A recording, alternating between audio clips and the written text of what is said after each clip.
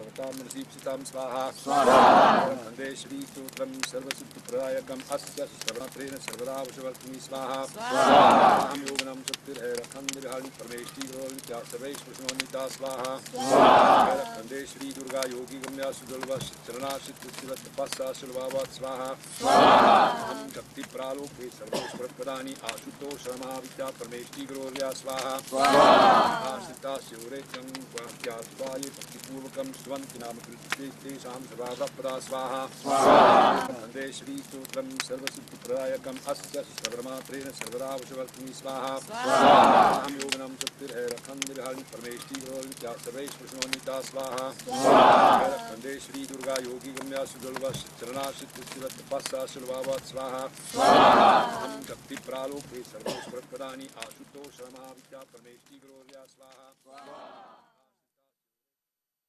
Over the last 50 years, many persons have been referred to as gurus in their field of expertise. Such references trivialize the meaning of this word and diminish our reverence for such beings. A guru is not just an expert in some field of endeavor. A guru is the materialization of infinity on earth. He is divinity incarnate, a being far beyond the realm of specialized learning. Even more so, these rare persons may present at different levels of being as a jnani, a yogi, a siddhi, or an avatar. And they may choose to live among us without our knowledge unless they choose to reveal themselves. What then do we make of the term Mahavatar, the great guru, the one who gives blessing and instruction to other gurus, the guru's guru? These have a profound effect upon their time and their civilization. Mahavatars may choose to cast no shadow, leave no footprint, live on light, raise the dead, and physically materialize their body at will. How are we to begin to understand such a being? Even the very idea of a Mahavatar is foreign to our Western culture. In the Eastern perspective, a Mahavatar is a manifestation of God Himself, who has taken a vow to always manifest a physical body on earth in order to help humanity. Consider, for a moment, all that this statement implies. A Mahavatar, called Babaji, did appear among us very recently in northern India. His appearance was visually documented during the last full year of his latest incarnation in 1983. The book, Babaji Mahavatar, The Descent of Eternity into Time, shows how he changed from a young, reclusive yogi to the figure of a simple father, which his name, Babaji, implied. He was all of that and so much more during his brief 14 years of serving mankind. Babaji is such a great Mahavatar. He can come and appear any moment he wants. Like he just came. He was seen. His former incarnation left as he walked in the river, it became light, and as a ball of light it left the village that has seen in 22. He came back, seen already just before the 70s, appearing as a light form in the mountains, the villages there in this area. He even helped us, another Sikh sadhu who was living, doing his penance there in the same area. Story that Babaji was helping him for some months to help his son. And then again disappeared. Until he stayed on the mountain for more than 40 days, not eating, not sleeping, just in meditation, in samadhi, sitting on the mountain. And slowly the villagers came to him, but then his former state, he didn't disappear anymore. And he went to the cave, and stayed in the cave, and then the whole story started. People started to come to him.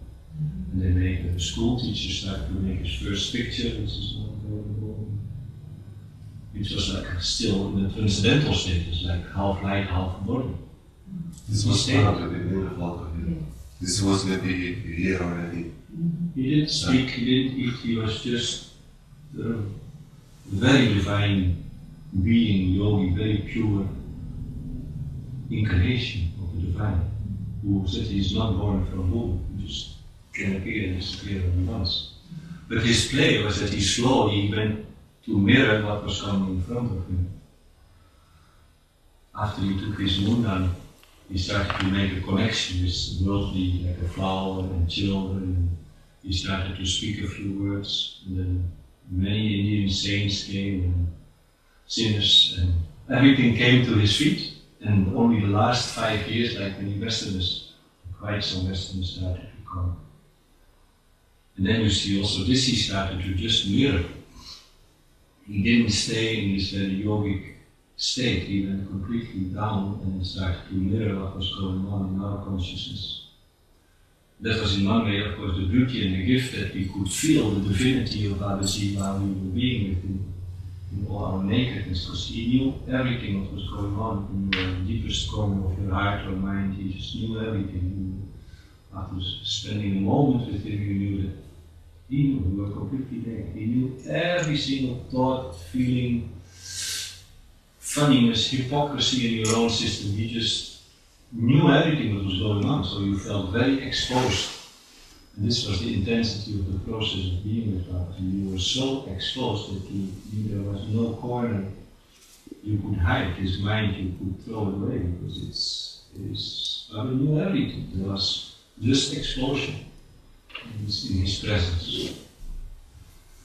But that's, I don't know why I'm getting here, but it was a very important experience of being with the physical incarnation so great. And that's why you see at the end, you see some pictures that Babaji just sitting with sunglasses, and he becomes like a very, I don't know, almost Western person. Just, there's even something walking with a transistor radio and sunglasses to the river and say, "Hey, you mister!" And it's like impossible to say how he came. But he said, "I am nobody and nothing." But he went so far that he just mirrored us. Whatever would come in front of him, he would be that mirror. And then he also died like in a very human way. He took some money, like his heart stopped. He said, "I have like 1,000 knives in my heart." And he stopped to be. He just went in a very, like it looked like a normal death. His heart stopped and he was gone. And then created a samadhi place for him in the ashram. But it looked like a very normal death, not a very great, like yogic exposure or special blessings or happenings. Though there were many signs and many miraculous things happening, and also when he went, it was like the world stopped in this area. Like whole life stopped. All very special experiences.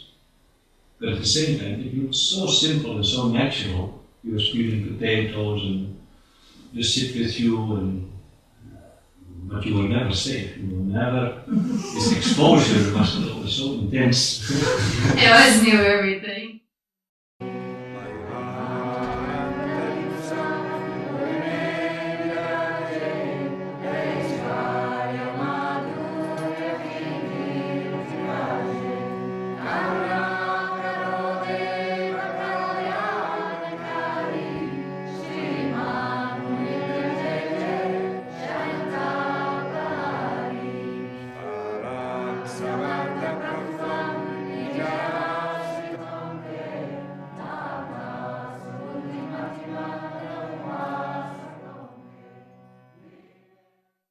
Haidakhan Baba incarnated into human form as a young adult and first began to give darshan, or blessing, to his followers in about 1970.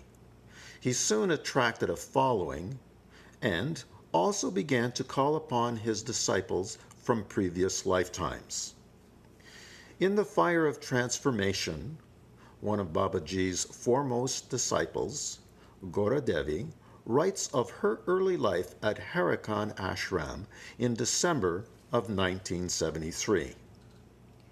Other than Tara Devi, I am the only Western person living here, but Babaji has now told us that one day he will call many people to this remote place from all over the world, and that he will construct many buildings here at Haidakhan.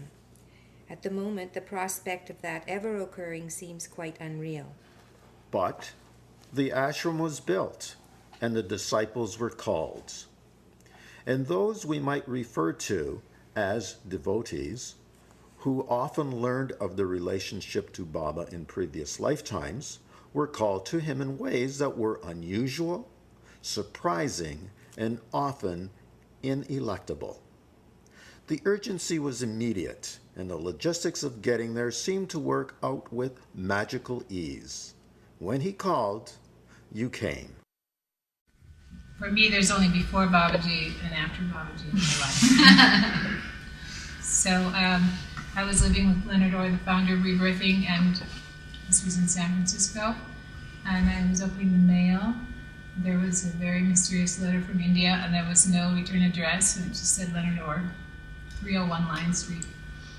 And I opened it up, and it just said, well, first of all, the paper was very strange. It was a very strange paper. It wasn't like any paper I'd ever seen. And there was a child's writing, printing in pencil, and it said, "Come to India." And there was no signature. So I showed it to Leonard, and I said, "We better go." And that was the beginning. And we knew we had been called, but we had no idea who had called us. So on our first trip, 12 of us rebirthers went, and we just all decided to split up and go to different parts of India and look for a teacher. The way I met Babaji himself is that Leonard decided he wanted to go alone, so he said, "You get your head together and you meet me in 3 days." So Leonard took off, and he said, "When you come, look for this guy named Muniraj." And right here is Muniraj. And that's all the information that I had. And after 3 days, my mind was like glue. I didn't know what to do, whether I should stay with this one guru I had met or I should go with Leonard. And so finally at midnight, I just started freaking out, and I screamed, "God, I demand to know my true spiritual path, and I demand to know tonight," I said. And I was yelling at the universe. And then I heard the arti that night, and I said, "This is it." You know, I didn't see Babaji in my dream, but I heard the arti. So I went down and I got on a bus. And I got to this village called Haldwani, and I thought it was going to be a little mountain village, and you know, I thought, well, I'll just ask a few people who Muniraj is. But it was a bustling city, and I didn't have any directions. This was my first test from Babaji. So I was going up the river, you know, I had my backpack, and I was trying to cross this river, and I kept falling in the water, and I was like, I didn't know what was going on. And it took a couple hours, and I finally got there, and I saw these 108 steps, and I just thought, oh my God, I ran up. I had so much energy. I ran up these 108 steps, and I didn't know what I was looking for, because we had no pictures of Babaji in those days. So I had no idea what he looked like.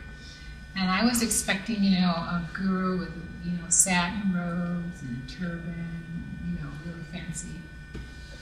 So I ran up the steps, and then somebody grabbed my dress, and they said, "Hey, you're supposed to pranam to the guru. You're supposed to bow to the guru." I said, "Well, where is he?" You know? And I had walked right by him because I couldn't believe it was him. He was dressed like a farmer. He had straw hanging out of his mouth. And, you know, I was raised on a farm. You know. So he was actually dressed like that for me to greet me as a child, you know, like just to put me right back to my childhood. I don't ever remember a time that Babaji wasn't in my life. When I was a child, he appeared to me a lot, and I had dreams about him all the time. Didn't know his name was Babaji. And he was always with me, but I haven't always been with him all my life. I'm still working on that. In 1976, I was working in my orchard, and I felt someone staring at me, presence. And I turned around, and Babaji was there. And he looked at me with that eye-piercing gaze of his and said, "You come." And then he disappeared and reappeared in the form that we all know Babaji in. And then flashed back and forth the old Haidakhan Baba form and the new our Baba form, and was gone. When I was a child, he always appeared to me in the older form. So he didn't say where to come and when to come or how to come. He just said, "You come." And I went in to the house that night and was reading through a magazine, which I didn't do a whole lot, but I did that night, and I found a small little advertisement in the very back of this magazine saying that the Kumbh Mela was happening in India that year. And as soon as I read that, I knew that that's where I should go. I had read the Autobiography of a Yogi, and probably if I could have chosen any person in history to meet, it would have been Babaji. So a few weeks later, I was on my way to India with a stop in Hawaii to wait for visas. There was one of these three-way light bulbs that you turn, it goes brighter and brighter and brighter. And I turned it off, and I got my sleeping bag, and all of a sudden the light was just flashing on and off in the room like this. And then all these lights kept swirling around the room, and then it just like materialized, and I saw Babaji. I would say as, not as clearly as like I'm looking at you, but I'd say 2/3 or 3/4 as clear as I'm seeing you. I went, oh my God, I was totally shocked. So this was fall of '78 that this was happening. We were at home meditating one morning, and I don't remember if it was a simulcast or what, but we had virtually identical experiences, and that is meditating, and then it was like a bright white light came in the third eye, and it was like what happens with a slide and a slide projector that gets too hot and it just kind of, and then suddenly it was white light, and then the white light dissipated, and there was Baba. He was sitting on the Gautami Ganga. He was sitting there, and he says, "Time to come home, time to come to Mother India." Before that happened also, I had gone to visit my mother in Seattle, and I have asthma, and she had 23 cats in the house, and I ended up in the hospital. I was very, very sick, and had to have oxygen when I was flying back to Denver. And they only let me on the plane if I agreed that I would go from the airport to the hospital. And as soon as David picked me up, I said, "Take me home."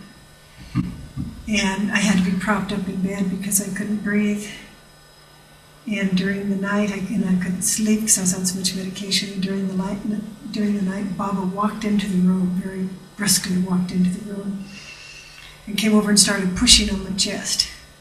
And he was pushing all the air out of me, and I thought, he's suffocating me, I'm going to die. And then I thought, well, what a way to die. So I just gave into it. And then I had a big inhalation, and my asthma was gone. And when David got up, I was cleaning the house and said, "We're going to India." And so I was coming across the bridge, and all of a sudden we're in the middle of the bridge, and I see this ball of light coming out from nowhere, just to this big ball of like gold light, and it starts coming, and it's coming, it's coming, it's getting bigger, and then there's this form of Babaji that is this big, gets right in my face like this, same kind of experience that you're telling, this transcendental form, and it's his whole little body, and then he gives me 2 messages in about 3 words, and then he comes back out, and then he goes off into a ball of light again. And from then on, everything was different in my life. In 1973, I had an extraordinary experience with the Jesus prayer. It's a very ancient monastic prayer that has been said by Christian monastics since the 1st century. And I always say that if I had been interviewed by a mental hospital, I would have been institutionalized after that experience. In deep despair, I was at the Seattle Library trying to find out some point of reference about what had happened to me, and I was leaving the library, walking up the street the library is on in Seattle, and Babaji came walking between two cars, dressed in a turban, three-piece suit, carrying a briefcase. And he was the most extraordinary being I'd ever seen in my life. His presence was just, it's like a sunrise right in front of your face. And as I passed him, I had this thought, well, not yet. And then I kind of collected myself and turned around and tried to follow this guy, and he'd gone, disappeared. That was in 1973. 6 years later, in 1979, I went to Haidakhan, and watching Babaji walk around the mandir at Haidakhan, it clicked with me that this was the same guy I'd seen in Seattle.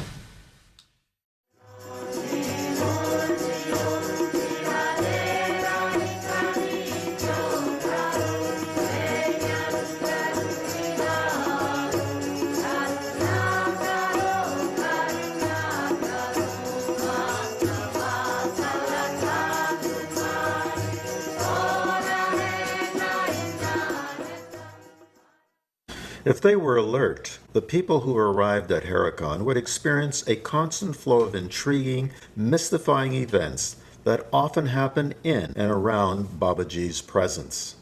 Radhe Shyam writes, The young 15-year-old devotee, Motu Banerjee, was walking behind Babaji while crossing the sandy area of the riverbed at Haidakhan. She became intrigued with the footprints in the sand, and suddenly she realized that Babaji was leaving no footprints as he walked through the sand. Such uncommon experiences would stretch out everyone's sense of reality and leave them begging the question, what is really happening here? There's a whole group of stories about Babaji and the Matrix. In the early days, there was a lot of cement being transported up to Haidakhan to do the initial building, walls and buildings.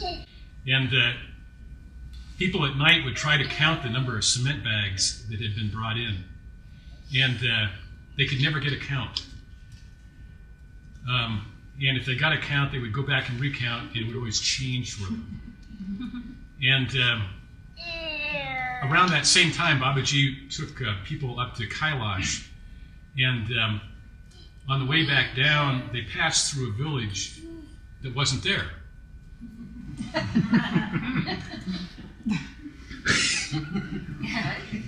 Once I drove up to Haidakhan on a truck full of people who were singing bhajans and Haidakhan songs, and we were all excited that we were going to go for darshan that night. And I got off the truck at the bottom of the steps, and I said, "Come on!" And they said, "No, we'll just take the truck up and come up the back way." I never saw him again. Yeah. You need to know Haidakhan's far away from any other town. There's nothing there. They couldn't have gotten on the bus. I mean, there was nothing there. They never came and they never went. And so then we have that evening, sit in the garden with Baba for darshan, one thing and another. We're all singing to him. And, amazing things would happen. You'd be sitting there watching Baba, and there'd be like this swirl of energy. And then all of a sudden you could see through him, and you could see a hummingbird feeding on a flower or something like that. You go, well, that's a good one. And then he'd be back. You couldn't see through him again. But he was amorphous that way. There were many times when he would touch me, and I go, it's going to just go right through me. No, didn't do it that time.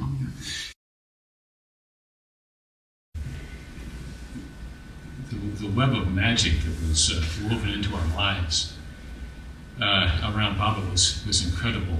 And one time Sita Rami and I and some others were in Allahabad for the Adi Kumbh Mela, incredibly huge festival. And Sita Rami was our it's kind of the standard of devotion. And we went around the Mela grounds, and she literally stripped all the clothes off her back to give to people. But we had a small encampment, and Baba had decided not to come, but to preserve our encampment and to live out the Haidakhan discipline, we needed a Havankund. And we were grousing about, well, should we do this, and how can we do it here?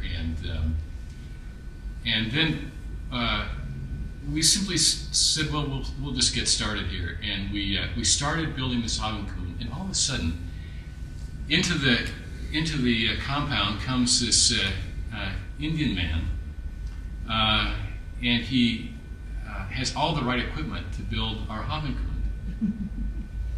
And so he promptly digs it out, and we're looking around, but it doesn't have any bricks. And so he has this donkey with him laden with bricks. Lines it all with bricks, and we say, well, can we pay you or something? And he just leaves, just disappears out of the compound. And we're left with this, beautiful little Havankund to do Havan with. It was such a strange thing that he just appeared for us. Should we do this? Should we do? Oh, we have to do it. We can't do it. And all of a sudden, this guy packs in all the equipment, unannounced, uncalled for, just shows up. That was Babaji? Well, it could have been. That was always the issue. It's like kind of a little shell game. Who's Baba? Where's Baba? The second day which I arrived in Haidakhan, I arrived with my family and a guitar, which I never leave. Wherever I go, I bring a 12-string with me. And the second day was in Haidakhan. The atmosphere was a little strange for me because about India and God I was not so familiar. So he looked at the box with guitars and he said, what is inside? So I opened and I offered him the 12-string guitar. And he saw the guitars and he blew on the guitar like this. And then he put the guitar on between his legs and he started to act like a rock guitarist playing on the stage. The hair. shaking his head and bhajan going on. And he was just not playing guitar, he was just doing like this. And the harmony, I was shocked because the first things I never knows that the Indian guru or Indian god or whatever we call it, he know what we do on the stage when the act is hot, So we started to look at each other and I was totally astonished. And also the play, every night he played the 12-string in a way empty string, just open string, no finger. And the harmony was exactly matching the tune of the singing, and everybody tried to know, to ask me what he's playing, he's not playing. I said, I don't know. Because it's something amazing, and the act he was playing remained so strong in me because he was acting as I play on stage when rock was going on, and it was really amazing. The matrix that Babaji made was so fluid and so wonderfully mysterious and mind-blowing.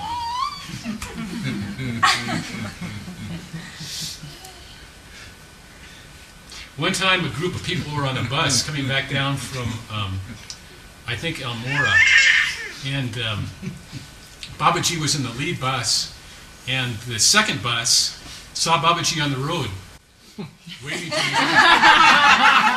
by.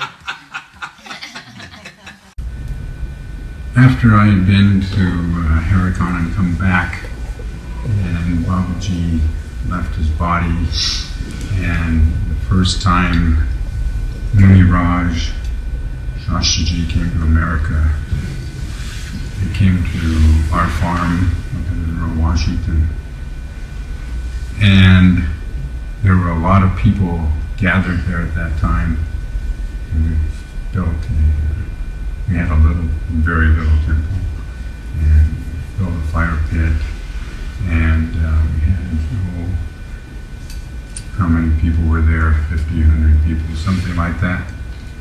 And like on the second day or the third day, I've been really busy getting everything going and keeping the whole thing organized somewhat. I'm out in the backyards, out in the back by the pond, and this old fellow walks in from the backwoods, and he's very old. He's dressed just like a fisherman. He's got all this fishing gear and stuff. I go, what? Where'd you come from? He said, oh, back. I was going to be fishing, he said. And he looks around and he smiles at everything and he slowly walks through. And he says, how do I leave? And I said, well, where did you come from? He said, well, I was out back there and I need to leave now. And I said, well, you have to go through the entire place and the road's out the other end. And he says, well, thank you very much. And he's got his rubber boots on, he's got his fishing pole, and all of this, and he goes through very slowly, and everybody looks at this guy. He's at least 80, 90 years old. I mean, this is an old guy. And he goes down the driveway, and he's gone. And Kay says, who was that? I said, I don't know. He came from the back. And there's no way to get on a property from the back. It's all wilderness. And they said, that was Babaji. Because we were gathered there.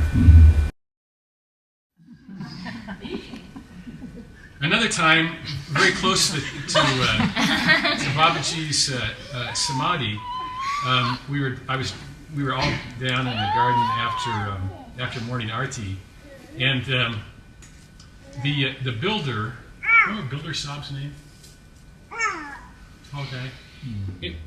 He had been living in Haidakhan for probably 10 months, organizing some of the building, and he came in. He was all dressed and shaved and ready for morning darshan. Very unusual to see him so kind of cleaned up. So he came and made his pranams, and Babaji spent some time with him. And he left. And 10 minutes later, he came back, unshaved, in his work clothes.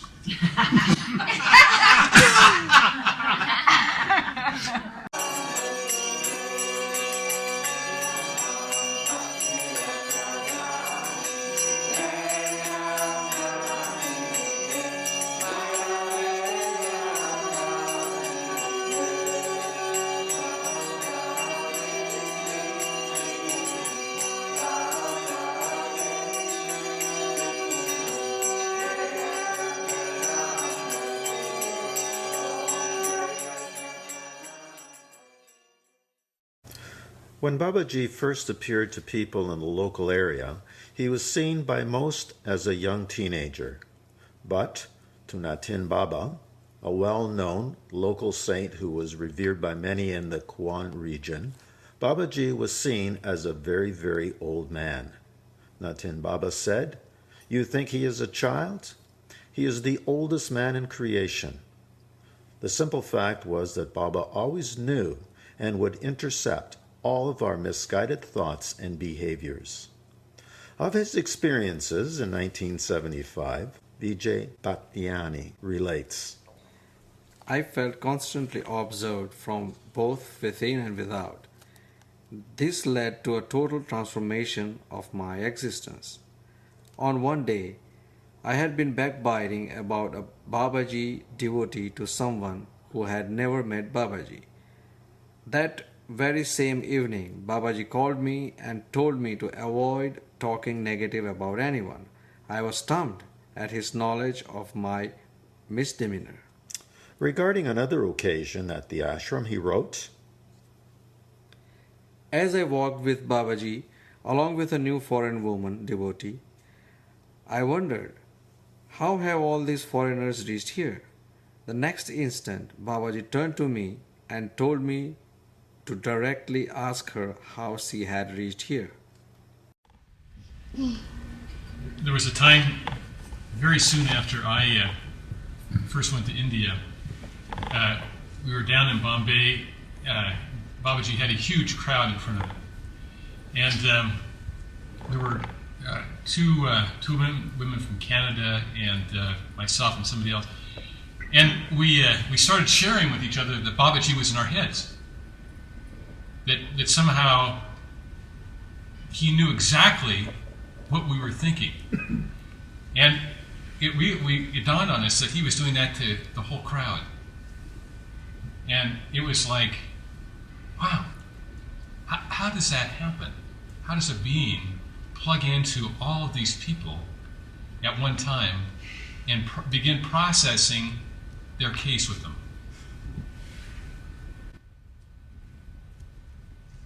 The first time I saw Babaji, he was climbing out of a cab, picking his nose. I, as a Westerner, taught never to pick my nose in public.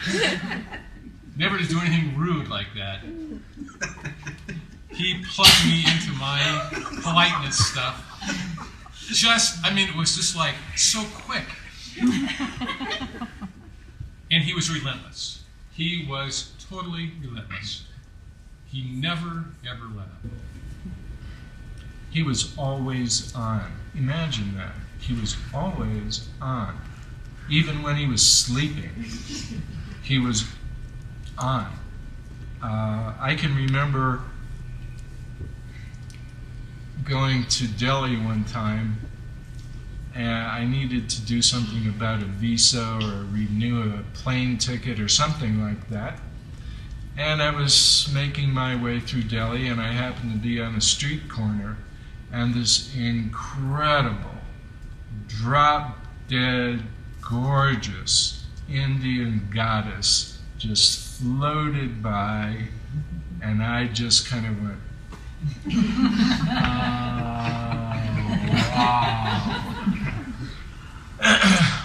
No big deal.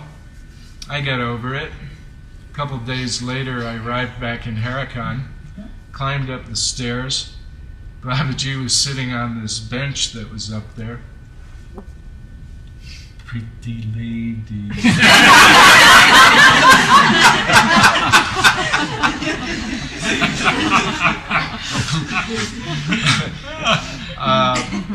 The favorite phrase that I have to use is that living with Babaji was like living with an X-ray machine that could talk. And I truly mean that. And it was probably the most frightening thing I have ever known in my entire life. For me, that experience of understanding and realizing day after day that Babaji knew everything that was in my heart was both, like you said, extremely frightening and unnerving. But on the other hand, it was extremely freeing because I knew I didn't have to hide any, and I couldn't hide. You couldn't hide anything anywhere. And so it was a very freeing experience and a very special experience because I could just be who I was and not hide. An experience I had, and I don't know, Loki might have even been in the office at that time because we were both working in the office. This was, I think, 1981, one of my first trips to be with Babaji in India. And we were, as usual, busy, and my desk was full of papers, and many of our desks were full of papers. And all of a sudden, we heard somebody say, Babaji's coming, and of course Babaji's walking up the stairs. And so we quickly, oh no, and so we're grabbing all the papers and stuffing them in a file cabinet, close the file cabinet, and everything looks real neat, we're just sitting there. And there's many file cabinets and many drawers, and Babaji walks right over to the one drawer, opens it, and he says, I know, like. So one evening I was playing bhajan or Aarti ceremony in the evening time, and Babaji was sitting on his throne giving darshan. And during that playing, Babaji had one mala tied around his head and one feather. And while I was playing, many times with closed eyes, but then when I looked up, I saw this beautiful form, and I thought, oh, he looks like an American Indian, like the tribe leader from all these American Indian traditions. And on that moment, he take this mala and throw it in my lap. And while I was playing art, so I had to go on. Wow, it's so beautiful. You know, he knows everything. He's really like the father of all tradition. He's really God incarnated. While I was playing, this was like some feeling I get inside. And on that moment, he take an apple and throw it at me.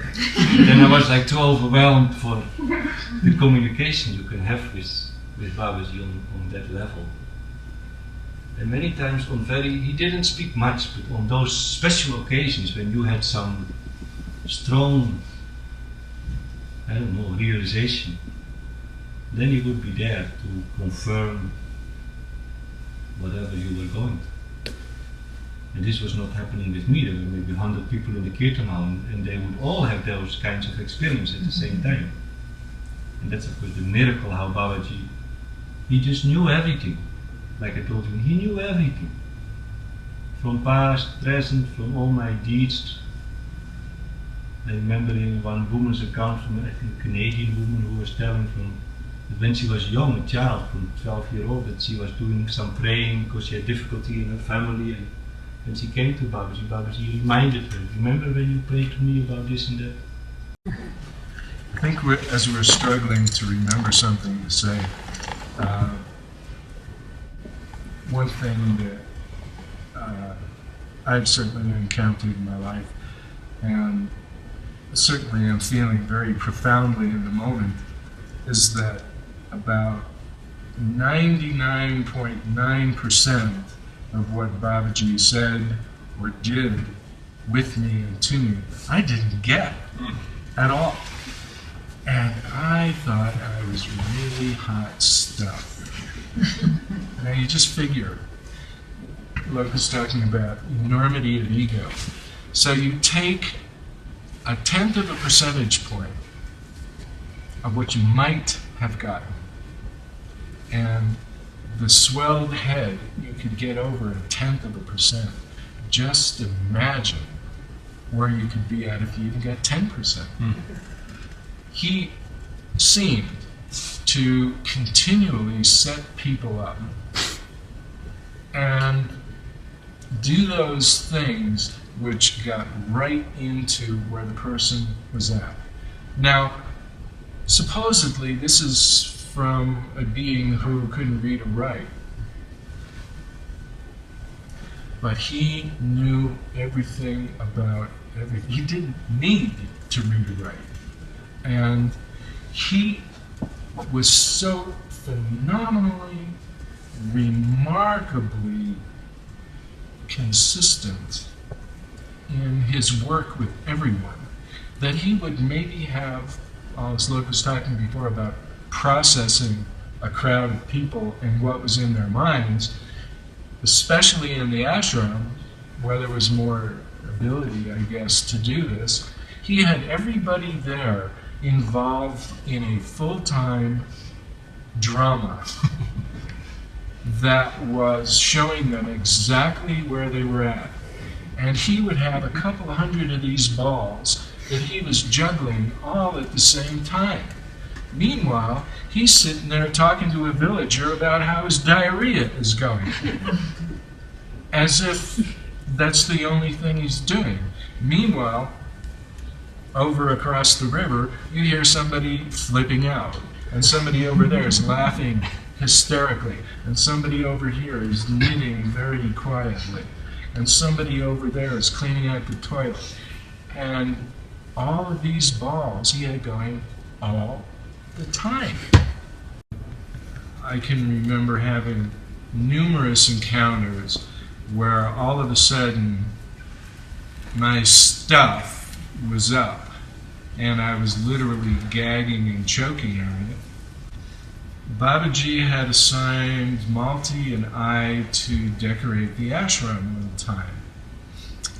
And one afternoon, during a satsang that was a darshan that was being held in the temple, he was sitting there And all of a sudden, without warning, he called Malti on the carpet. And just started tearing her apart.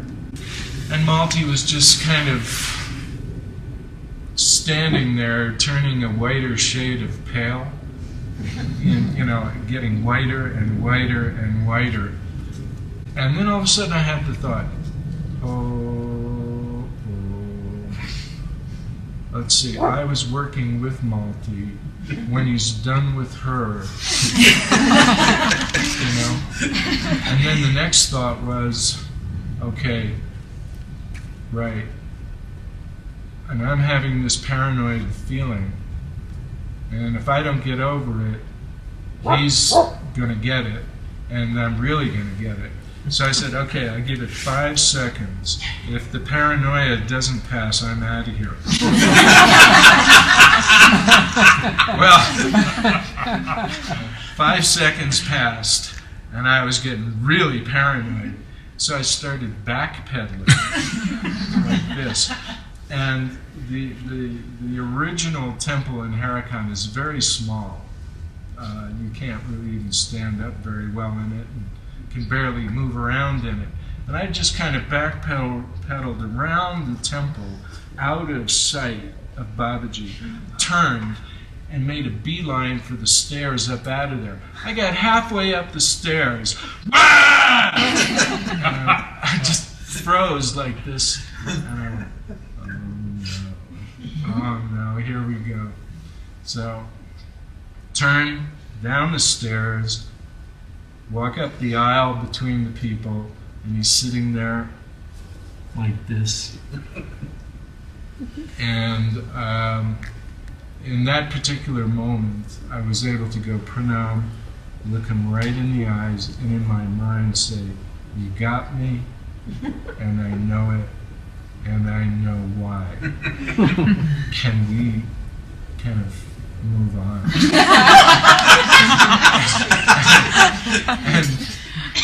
and very, very slowly, very respectfully, I tried to smile. Like, this isn't bothering me, I'm over it.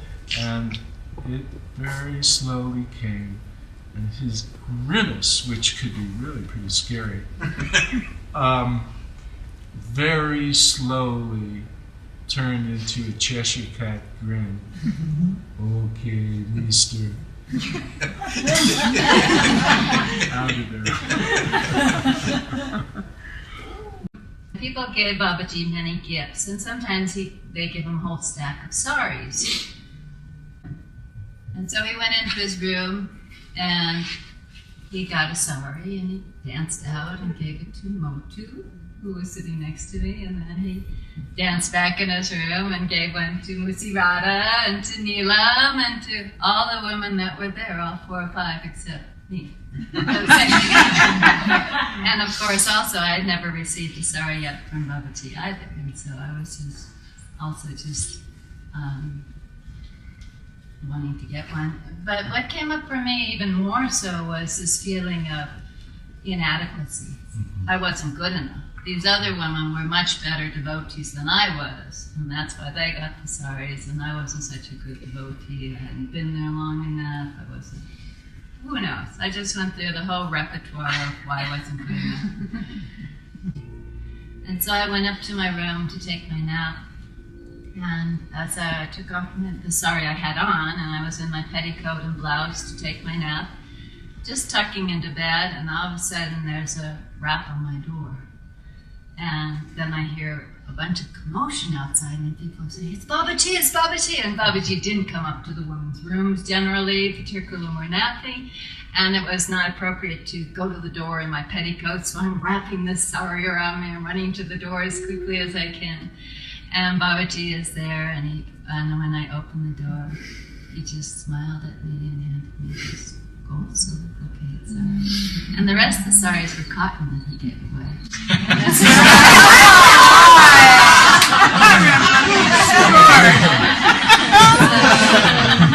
Don't waste too much on the setup.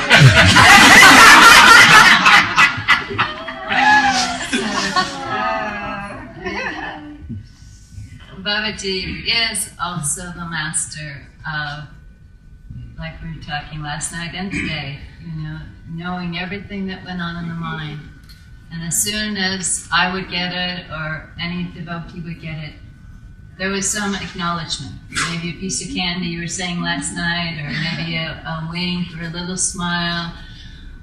In this case, it was a gold silk brocade sari.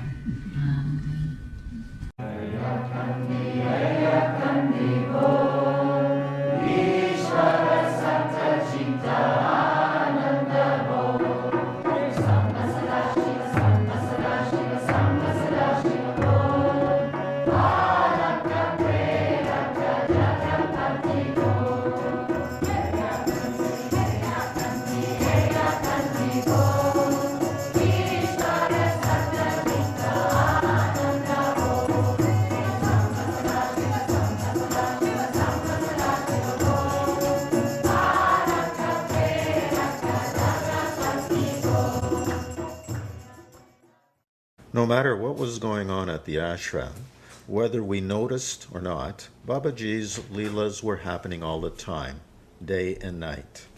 Radhe Shyam describes an unusual encounter from June of 1970 in his biography of Babaji. 2 persons met Babaji in the village.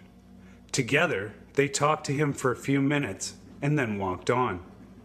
Later, telling someone else about their meeting with Babaji, describing him to someone, they discovered that one man had seen Babaji as an old man with a long white beard. The other had seen him as a young man with no facial hair at all. Another experience was more objectively confirmed through the lens of a camera. An Italian devotee took 4 pictures, separately, of Babaji standing with 4 different men, ranging in height from 5'8" to 6 feet. In each photo, Babaji appears to be the same height as the person he stood with. Babaji once said, "You can't dream about me. Only it is I who come to you in your dream." Soon after I heard about Babaji and was on my way to Haidakhan, I wrote a letter asking for permission, which was kind of required. And I was working in a building in Seattle, and I still have such a clear memory of going down to the lobby, dropping my letter in the mailbox. And the next morning, waking up, I had a vision of Baba dancing in the cosmos. It was the most extraordinary, joyful, accepting kind of dream I have ever had. And so I took that as a reply to my letter, quicker than airmail. And then when I got to India, I went on a trip down to Bombay from Delhi with Baba. And the first night in the sleeping compartment, he came to me in a dream, and one of the things that he would do in a dream is he'd get right into your face. And he asked me what I wanted, what I was doing there. And it was the harsh part of Baba. He wasn't. His face was very, very severe, and I was pretty scared actually. And I kind of ripped off an answer, and next morning I thought it was a pretty good answer. And so he stopped appearing in my dreams. Then he started again when we were back at Haidakhan for Navaratri, and it was a rainy night, and I had never experienced wet, smelly people singing kirtan at 2 o'clock in the morning. I mean, it really shreds your sense of not only dignity and well-being, but just tolerance. I storm out of the kirtan hall, fall in the rain on my butt. Just really, really wondering what I'm doing in this strange place with this teacher. that night I have a dream, and I say, "Get out of my dream! Get out of my dream!" And he did. The next morning, I appear in the darshan line, and he looks around and says, "You out! Get out!" I packed my bags. He sent somebody to my room with me to pack my bags.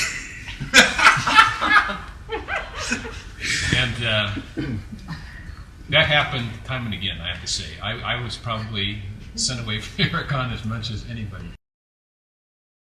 The matrix that he wove or unwove was really something I don't understand at all. At all. All I know is that you never knew what was going to happen next, from second to second. And, you know, 1 minute everything was really cool and really, and then the next second, like that. And the only handle I could get on it was it was okay to be blissed, it was okay to be working on stuff. And by the way, he called Haidakhan the Bole Baba Psychological Hospital.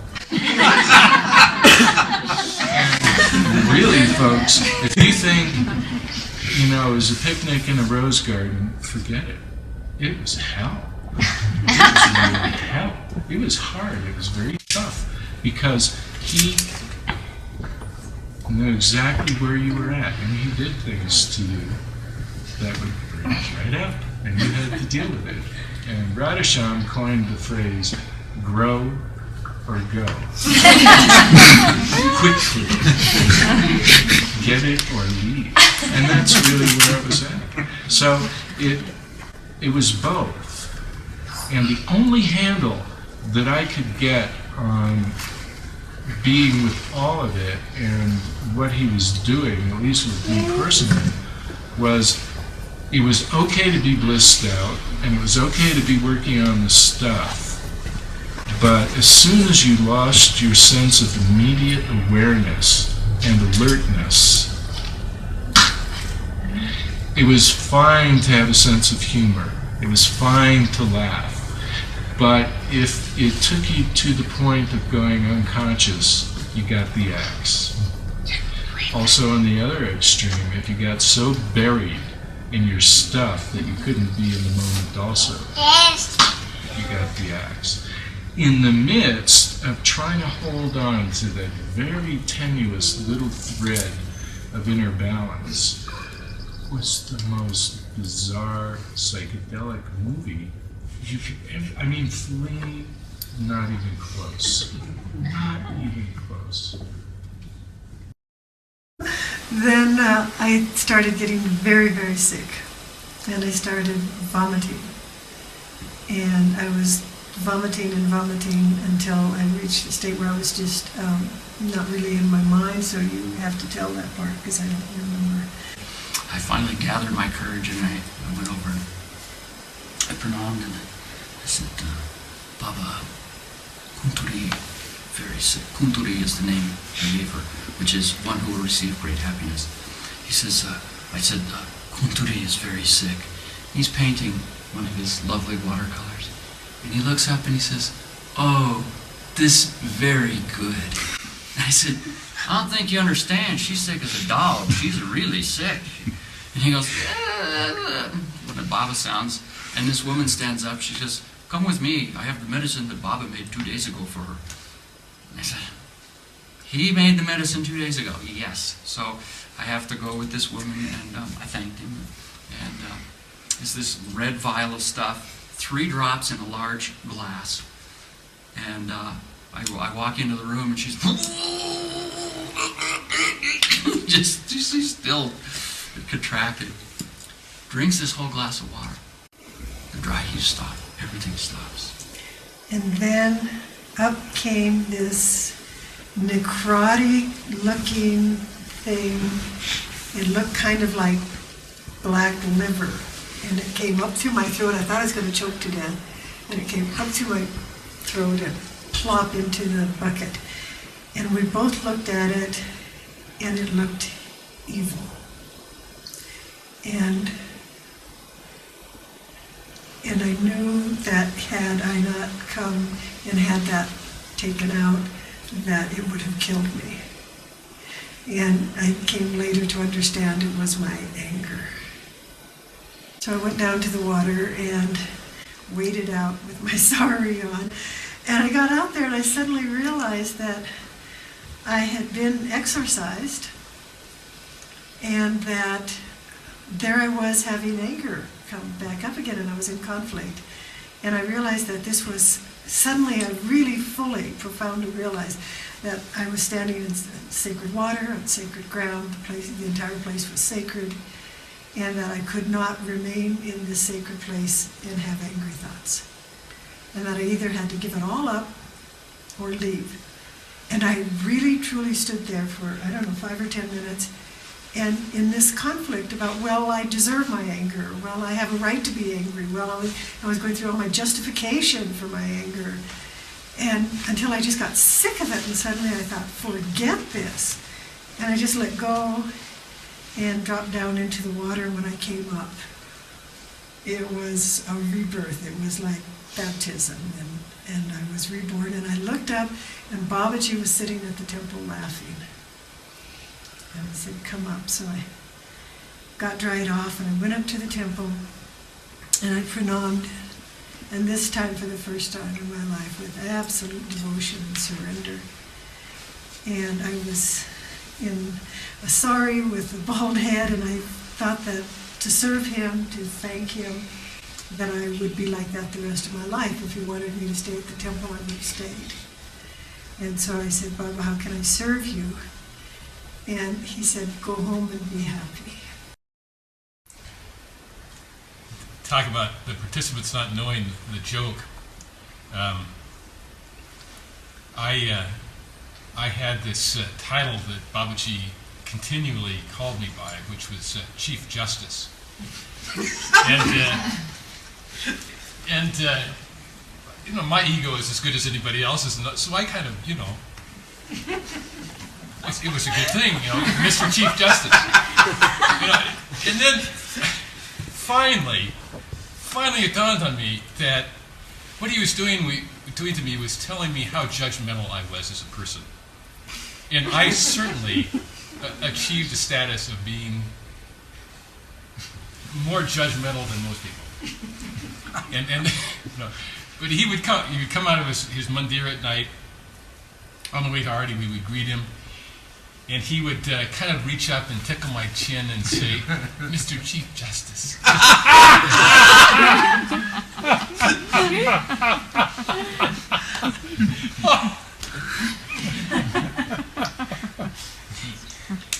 We had a lot of fun with this. It was just marvelous to see the processes that Babaji would go through with the children, and they wouldn't last very long.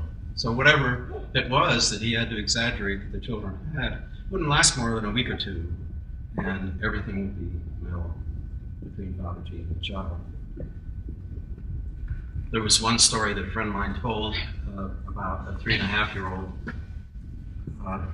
Maybe a few of you have seen the videotape of the ashram, and there's fairly steep 108 steps going down from the ashram to the side of the river.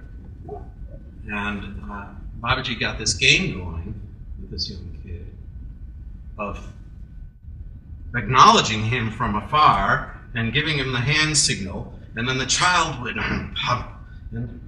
puff and climb its way up these pretty steep stairs, which were pretty big for him.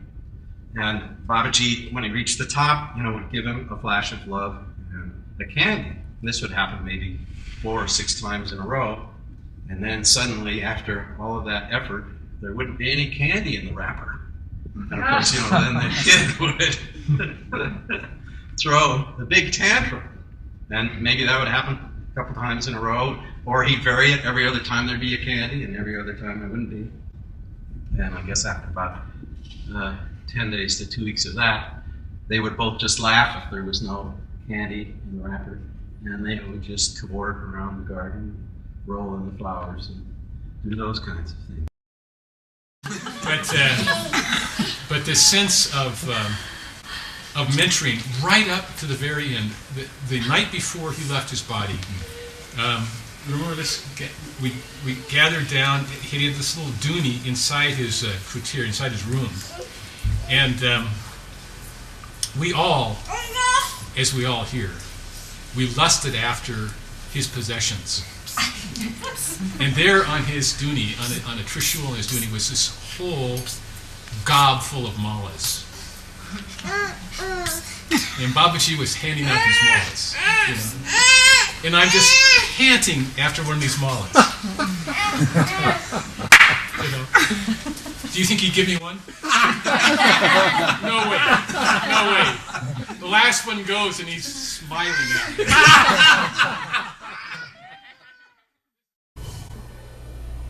I answered the phone one time at the ashram. I think this was the summer of '98. And there was a man calling from New Jersey. And he said he saw our shop catalog in the library.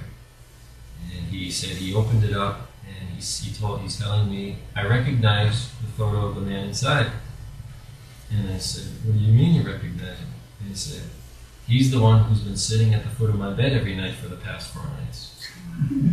So Babaji is still doing this, and this gentleman is asking me, who is he? What does he want with some guy from New Jersey?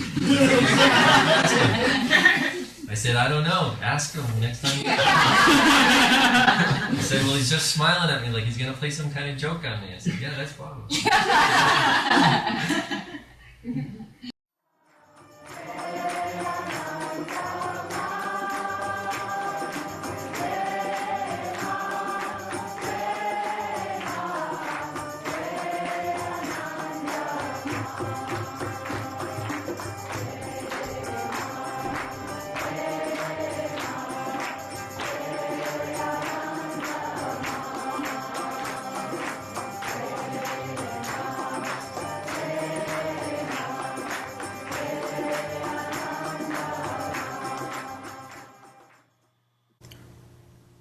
Devi recounts in May of 1980. Every gesture, every action is used by Babaji to teach us something through this drama we call life. He wants our minds to remain attentive in all circumstances, full of concentration, pure and alert, without any useless or superfluous thoughts. It's a new meditation focused in action. We are to learn to perform all of life's activities every day of our lives without any selfish desire, taking light into darkness, truth into ignorance, peace into conflict, and love into aggression. Of course, he didn't speak much in the first years. It was only the last 4 years, when mostly many Westerners started to come, that he started to speak and kind of inspire us to live a life with God together and do service, to live in truth, simplicity and love, to repeat as much as possible the divine name, always try to find a connection with the divine name throughout day and night, and to do puja, bhajan, worship, to keep yourself centered and focused on the divine. Do karma yoga as service, any service, or your household duty. Because at the time I was pujari and always making a plate of prasad, not always halwa, but mostly fruits, cut up fruits. So many people in the hall, and then when we did aarti for the murti, I offered this first in the temple, and then when Babaji would come out during the darshan with all the people, I would have to bring this plate with fruits, offer it to Babaji, and then pass it out to everybody. But that particular day I was a little bit late and I was a little bit in a hurry feeling, so I was quickly cutting all this prasad and then putting it ready and doing aarti. And then when Baba came, I bring this prasad quietly to Baba, and he looked at me like he didn't accept to take any of this fruit. So that was very embarrassing for me, like what to do with this fruit. I have to give everybody, and only by walking back I realized the teaching of it, that anything that we do without attention, without peace and a loving mind, just to be with it, what we are doing, the divine doesn't like, he will not even touch it. My experience with Baba often was that I would ask him a few questions, not so many, but sometimes when I would ask him questions about my life or what I should be doing, sometimes he would just look at me and smile and wouldn't say any words. And what I heard inside, though, which was often common experience with those of us around him, was that we would hear this internal answer within our hearts. And the answer often was, look into your heart. Go into your heart where that divinity lies, you know, and find those answers. Stand on your own 2 feet so that you're not always dependent on out here. So I think this, for me, was also part of the process, was that he came, he taught, he showed us, and then it was time for us to get going and do our work, and to hopefully also keep that energy alive and spreading throughout the world. But one of the most wonderful experiences I feel for me about Babaji was somewhat what Ramloti said, but was being able to be with him and have this communication go on between you and him that was not verbal. And I guess you could call it telepathy, but that kind of demeans it a little to me to say that. But it's like there could just be this exchange between the two of you of what you needed to discuss, work out, and then therefore it wouldn't have to go on very long either. But that was just a wonderful way to be with someone. In the last years he was always every day saying Furo and Hoshiyar, Savdan. Like, be alert, be awake. This is already such a great sadhana to just be like, you see, Babaji is so much in the moment. Like, our mind is so catching that we want to go with the mind and the desires what live in the mind. But Baba was so beyond that. He tried to help us that there is possibility. If you really focus your life on the divine, to be less troubled by the mind. I'd like to tell a story about this Adesh, or the order that Babaji gives us to work in the world. And often in my pridefulness, I want to make sure that I do everything right. Some of you saw carrying Babaji's badukas back, I dropped them. And as I was reaching down to gather them up and kind of get things back together, I flashed on a memory that I had of another crash in Haidakhan. In the Babaji tradition, Babaji is a Shiva Mahavatar. So he's a manifestation and an incarnation of Lord Shiva. And one of Lord Shiva's sacred objects is his kamando, or his bath, his bathing bowl. It has a kind of a double-bottomed round with a handle on the top. And every day after Babaji's bath, he would have us carry the kamando back up to the temple full of water, so that he would offer water at the temple. And going up the stairs one afternoon with this sacred object in my hand, I tripped, fell, and broke the kamando, cracked it. And truth is, I don't have a clear memory about what happened afterwards, but I knew that I had done in this sacred object. The next memory I have is that we were using something else for the bathing. But time and time again, I would make mistakes at Haidakhan, kind of mistakes in assigned duties. But in all of that, and especially in this one instance of breaking the sacred object that Babaji had used literally ever since I could remember after being there,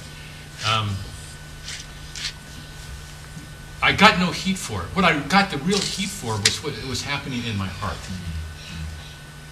So if I had pulled back or was doing something of violence or disregard for others, that's when the hammer came down on me.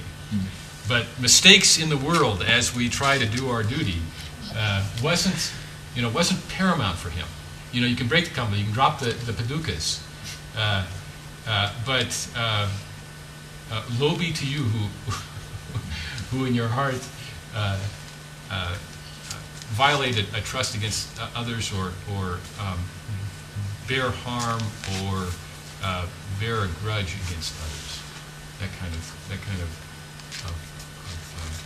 violation was so important to him, and he knew you. I mean, he was with you. There was no question about it.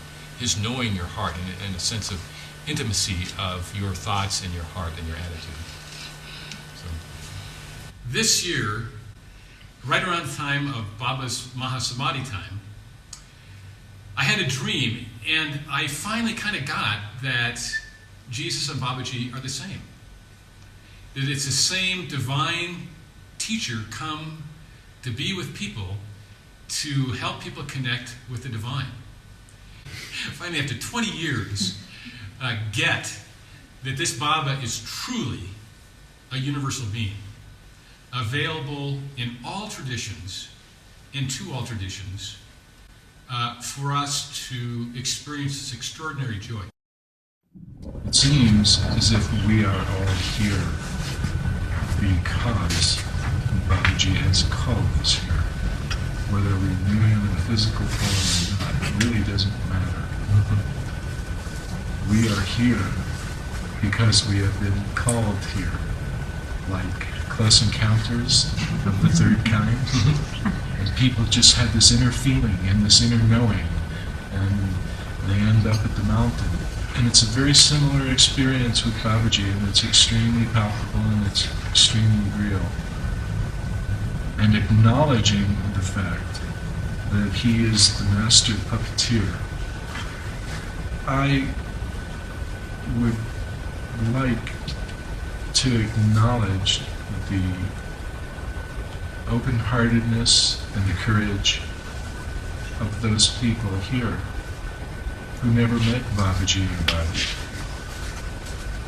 I don't know if I could ever have done that. And I want to reiterate what Brahmoti said, that we may be already way ahead of the game. One day I was meditating outside Babaji's room, waiting to give him his bath. And we sang the mantra, and I was working on the practice of trying to locate in the first place my heart. It took a while. And once I found my heart, ultimately I found Babaji sitting in there. And it was a very visual experience, and I looked down, and there he was, sitting there looking back up at me, and smiling. And just when I was getting all tripped out about that, I heard a sound, and he was standing right in front of me. And he just looked down at me and he said, "Now your work is finished." Well, actually it's only just beginning. But for those of you who never met him, you still have experienced great good fortune in being here.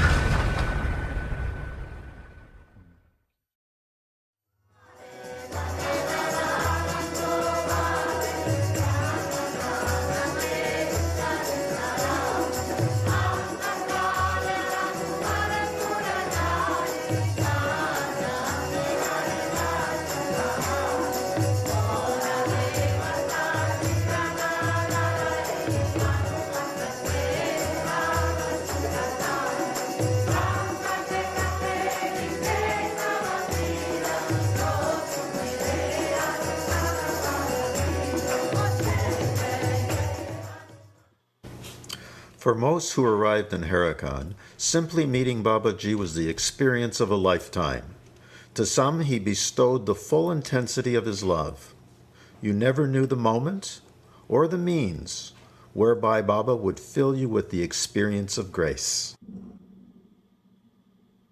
They came from everywhere and from many cultures, carrying all sorts of karmic baggage.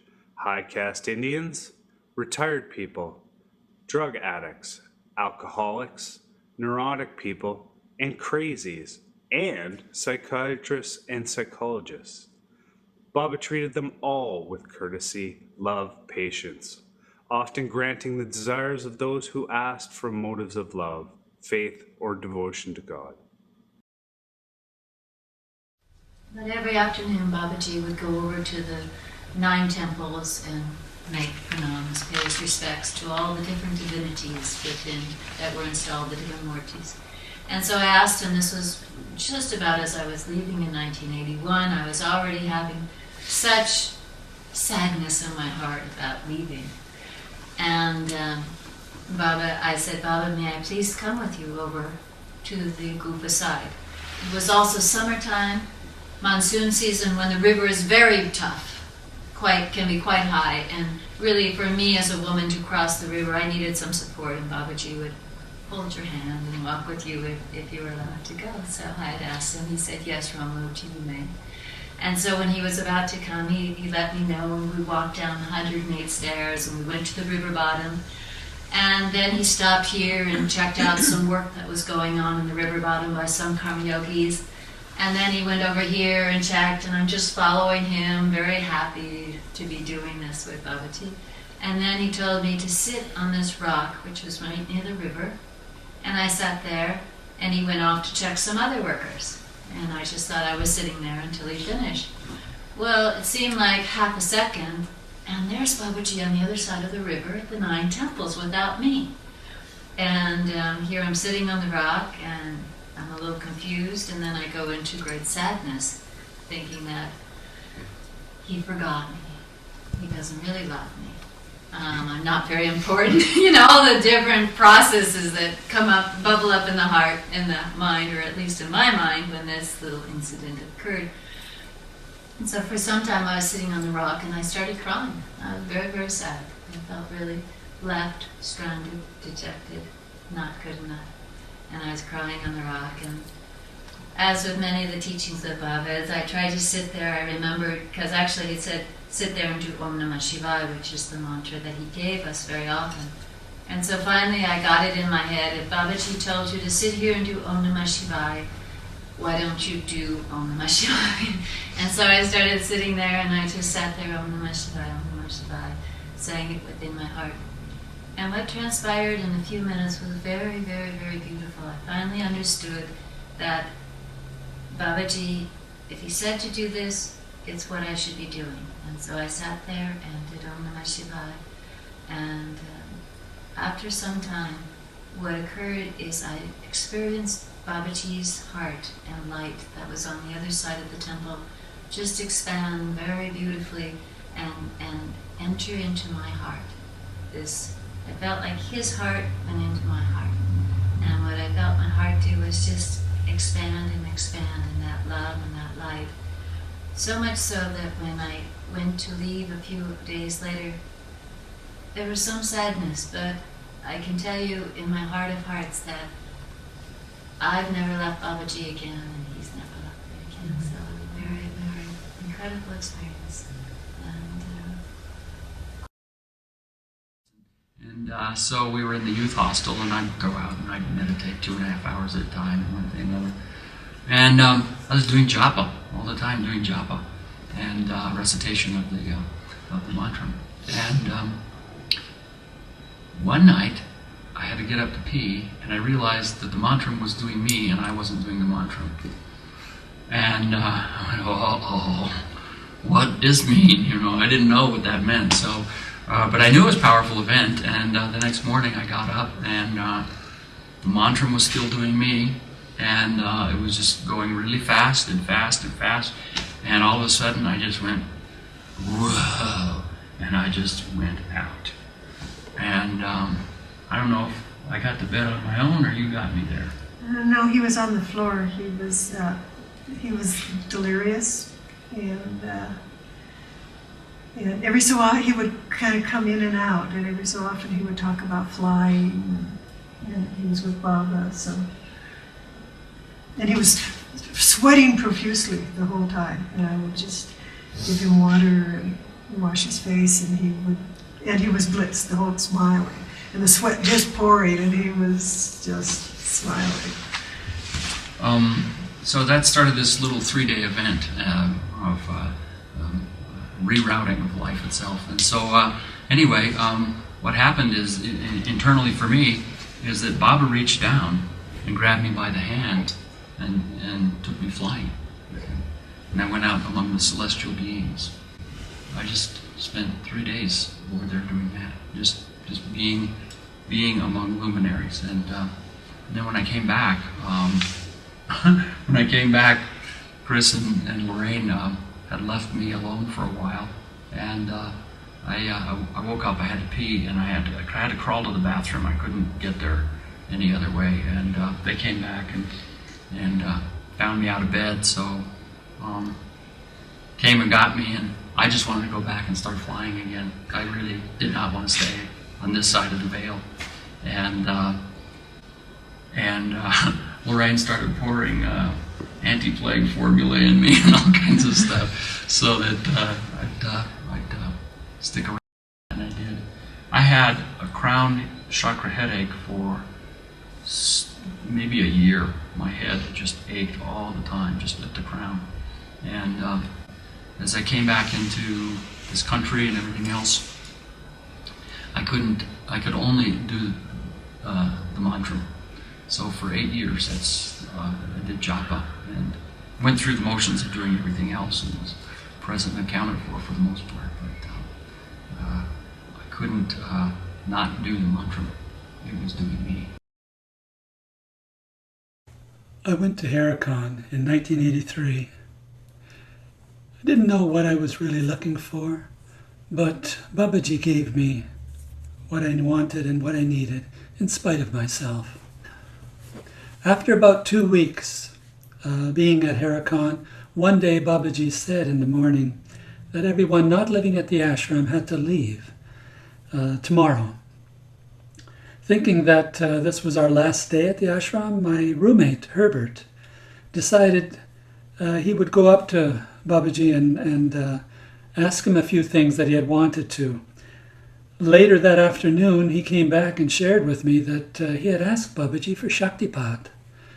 And Babaji slapped him on the back and slapped him on the chest, and Herbert went into a state of bliss. And that wasn't all. Herbert was told that he could expect more in a couple of months. Well, when Herbert told me this, I was green with envy. That was exactly what I wanted. I wanted some kind of experience of connection with God that I could feel. And that evening, things changed again. Baba said his trip was delayed. So we would be there another day, and we put in another day of work. Well, tomorrow came, and in the morning, Babaji pulled a little surprise. He said everybody could ask for one question of him. Well, it didn't take me long. I knew what question I needed to ask. So when it came my turn in the darshan line, I knelt in front of him and asked him, "Could you please help me to see God?" Babaji responded with no hesitation at all, "You see him right now." Well, that wasn't the exact answer that I was expecting. I felt kind of frustrated because I couldn't explain to him what I really wanted was that connection. That evening, we had Arti on the terrace, just at the top of the steps, the 108 steps. And we had it outside because it was warmer than usual and there was a nice evening breeze, so that was kind of cooling for us. Babaji was sitting there with 2 attendants on either side. And he was, as usual, he was scanning the skies. He seemed to be looking or receiving messages from afar. And Far as I could tell, it must have all been good news because he was just beaming. He was happy. It was like there was a spotlight on Babaji alone. All you could see was Babaji. As I was watching Babaji, eventually Arti began. We began singing the songs and people began drifting in. And somewhere in the middle of Arti, I became aware that my body had just expanded into the whole valley. Part of the feeling of my body was that it was filled with 1,000 sparkling points of light, and each point of light was like a point of pleasure. It was a total feeling of bliss. I was just immersed in it. That lasted until the end of Arti, and I was just in a state of my own. It didn't occur to me to ask whether anyone else experienced it. I think they did, but I didn't ask anybody. It seemed like everybody was just totally wrapped up in this mantle of bliss that Baba threw over everybody. I'm sure they all experienced exactly the same thing. So, in spite of my not being able to ask for what I wanted or otherwise obtain what I wanted, Baba gave it to me anyway. And I'm so thankful.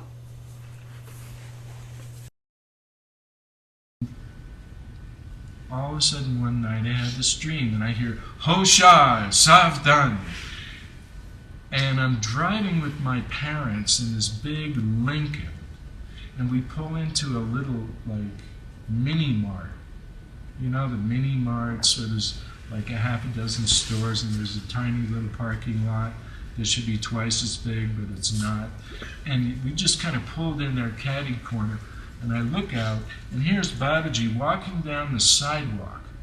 Now, what is he doing in Stamford, Connecticut? I'm saying to her. So he's walking down, he's got the entourage, the whole deal. I get out of the car. No, the door of the car opens. I get out. And I go running at him, and I throw myself on the ground in a Sastan Pinon, and he just jumps right over me and kind of pats me on the way over. Heads for the car. And my parents are in the car. And in the dream I'm saying, oh, this ought to be good. And so the first thing he does is he goes into the front seat, and my father was in the front seat, and he does something loving to my father. And then it was my mother's turn, and she was in the back. And the door opens. Babaji goes in there, and he grabs a hold of her, and he's hugging her and like this. Meanwhile, my mother, who is a rather, what shall we say, prim and proper British-Canadian woman, was sitting there trying to get out of this bus. Like, well, I never. Like this. And then all of a sudden, poof, the whole thing was gone. And in this dream, Babaji was wearing a turban. Well, my mother died, I don't know, 4 years ago, something like that. And before she died, it was 2 or 3 months before she died, she was starting to see things. And different, I think she was seeing her mother and so forth and so on. And then one day, lo and behold, she said, you know, last night there was this most beautiful dark-skinned man wearing a turban who came to the foot of the bed, and he said something to me, and I can't remember what he said, but all I know is I felt more loved than I had ever been in my entire life. It's big, really, really big. It was just so incredible to be with him, things like that. every time I have this picture on my dresser and I do a little arty in the morning, every time I look at him, what an incredible experience you've given us. And what love he poured out on us in so many different ways. I mean, sometimes it was tough love, but always you could see the love behind it. And it just makes me realize how far off so many people are. Almost everybody. There's so much love that can be given, shared both ways, and we find it so difficult, and he found it. That's what he was love.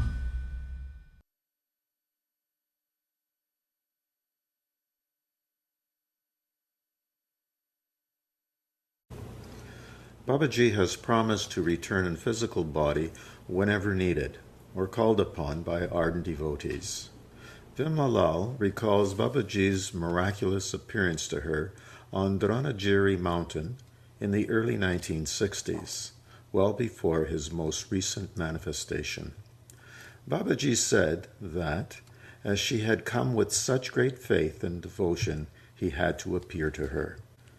Babaji responds to all who seek him with intense devotion and a sincere heart.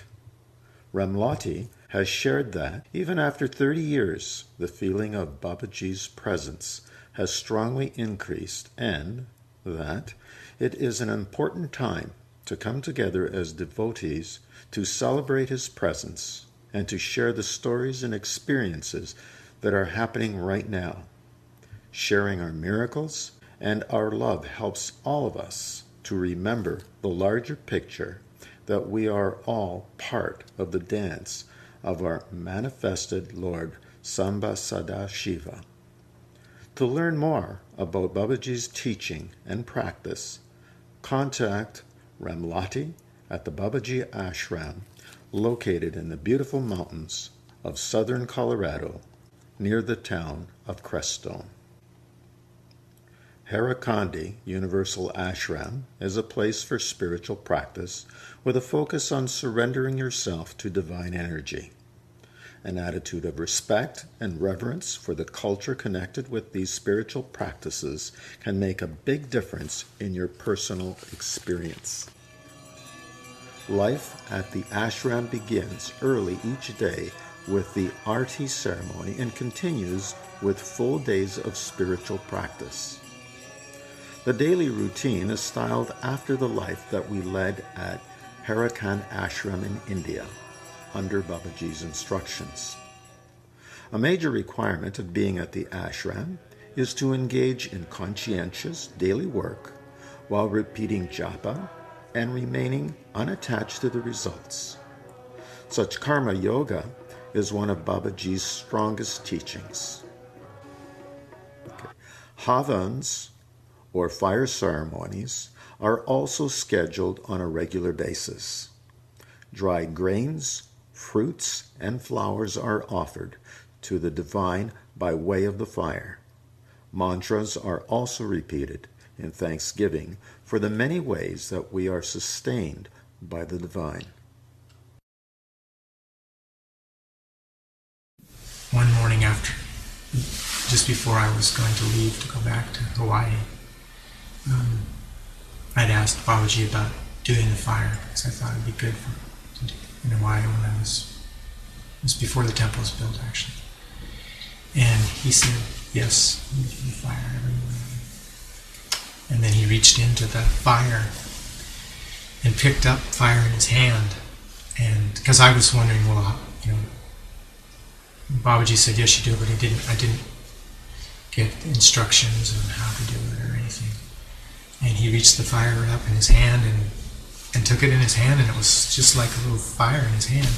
And then he just put it into my heart. He said, now the fire's in you. And it went right into my heart. And